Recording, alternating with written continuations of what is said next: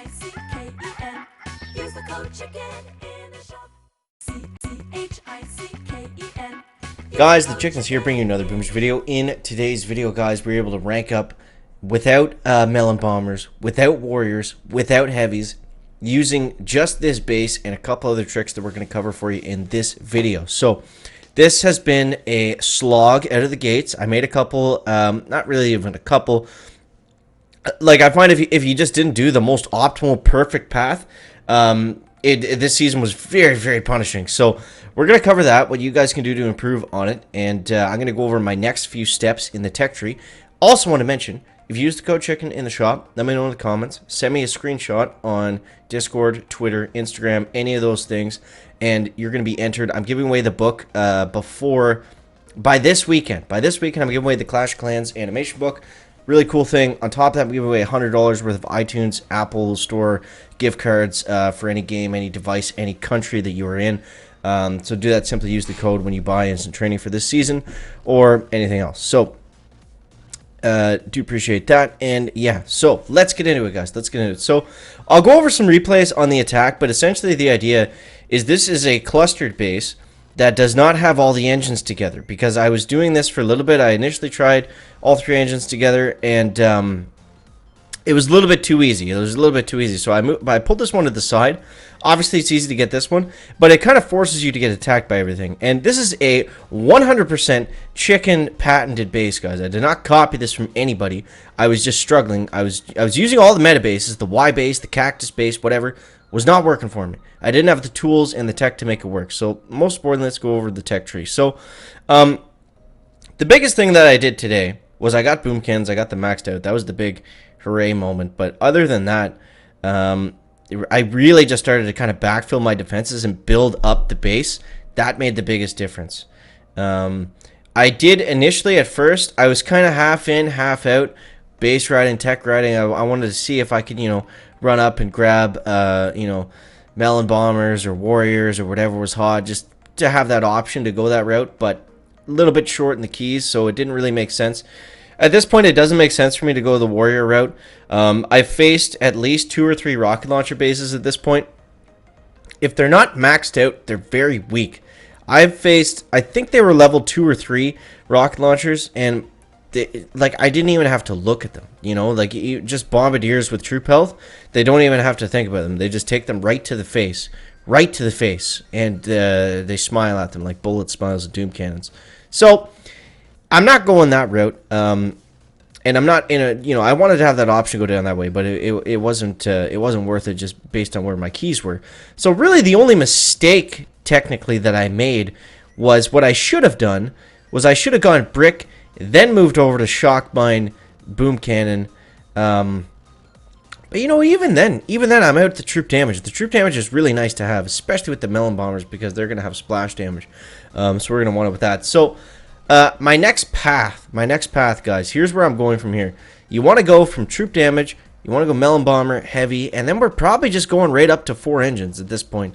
Because it's going to take a long time to get there. Because, if we're sitting back in rank 15, we're not getting a ton of chests, right? We're not getting a ton of loot. Even to go up to gold, you're only getting 1 more key per chest. The real big bonus with going to gold, obviously, is getting more loot. You get moved to 285 from 255. So, it does add up. Of course, everything adds up. It's warships. But that's the idea. That's the idea of where I want to go, and I feel like a lot of you guys are kind of on a similar path of chicken. I mean, even if you went bomber, or even if you went warriors and rockets, I would still probably wait on Kavan. He's way too expensive right now, and the meta has definitely been heavy and melon bomber. That's what most people are using. That's what most people are having success with. Even with rocket choppers, that they have to be maxed out to work. And they're still tricky. And then, we got the building damage. And kind of at this point, rocket choppers, maybe a day, or maybe a day ago, rocket choppers would have been really nice to have. But at this point, everyone's kind of figured out that they have to go back and backfill their defenses and, get those max level sniper towers, cannons, boom cannons, things that rocket choppers don't typically like. So yeah, it's kind of a, we'll talk more about that when we get there. But for now, that's the idea. So let's go over the attacks. And I did go on a huge win streak when I switched to this base.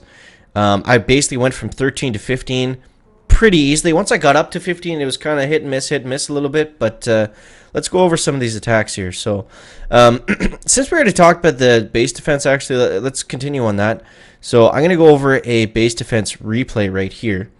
And here we go. So this is what we're defending against. So basically the base is defending against primarily all bomber attacks, because that's mostly what most people are using, is all bombers or heavies and melon bombers, and it's trying to defend against that.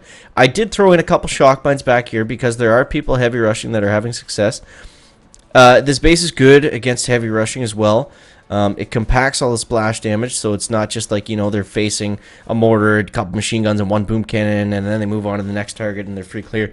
It condenses everything into one, right? It's a cluster base. You guys know what a cluster base is. So we'll speed up a little bit here so we don't have to sit through the whole thing, but here's essentially the idea.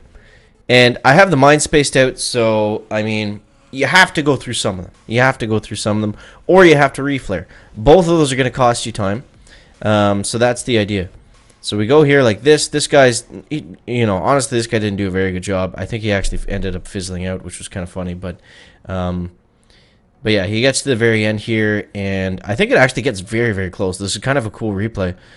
So he goes over here. Oh, no, and then he just runs away. Okay.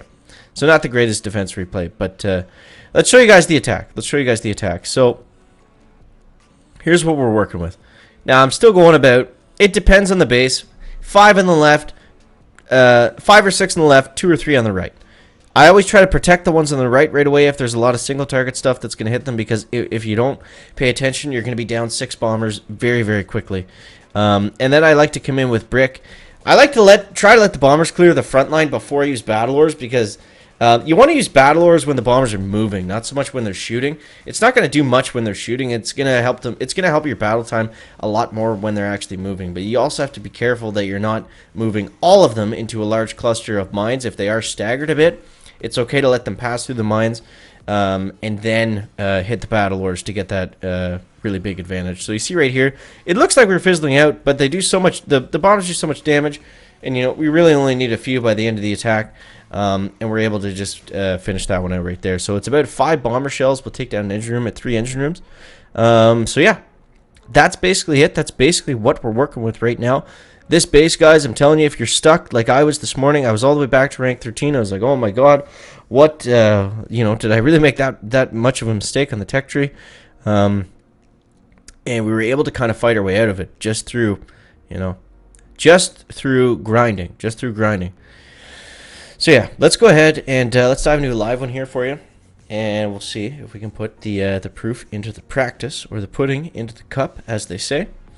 All right, this base doesn't look too bad. So what I'm going to do here, I'm going to go 6 bombers on the left since it's pretty wide open, and we do need to get down to those 2 engine rooms on the bottom. And I'll go 2 bombers on the right. Some of them will hit the mines. I might stagger the 2 on the right, so let's just get into it. Let's go 1, 2, 3, 4, 5, 6, and then I'm going to go 1, 2, let's go brick now.